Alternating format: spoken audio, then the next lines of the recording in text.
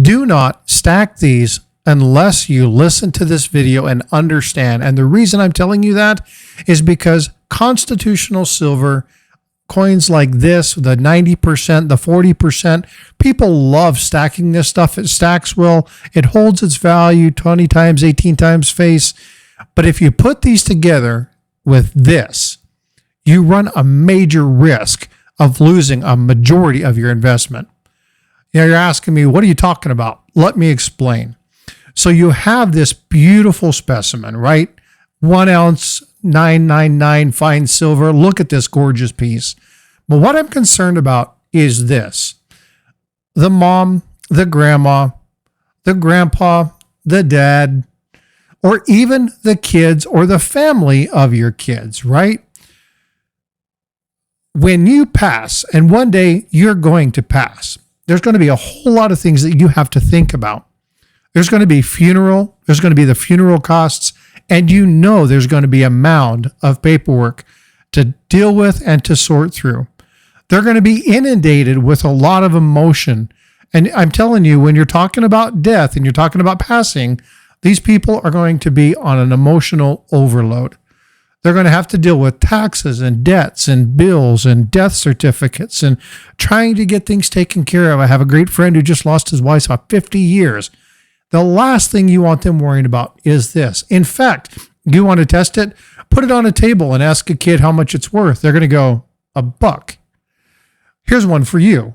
How much is this coin worth? This is a 1979 Susan B. Anthony. Do you know its value? Well, it's a coin. You're a collector, but it's worth $80. How many of you knew that? The fact is if you don't understand or study it, you have a great opportunity to lose a ton of money. Now, if you're going to stack this along with constitutional silver, there's some basic rules that you need to have in place, and I want you to pay attention to these very carefully. Number one, teach your kids the value of silver. Set a silver dollar on the table, set an ASC on the table, tell them what it is, tell them what it's worth, tell them the difference between worth and face value. The next thing, talk to your significant other. Talk to them about what it is that you have, talk to them about the value, and in the timely end of your death, where to take it, who to get it to. Don't assume that they're going to remember this.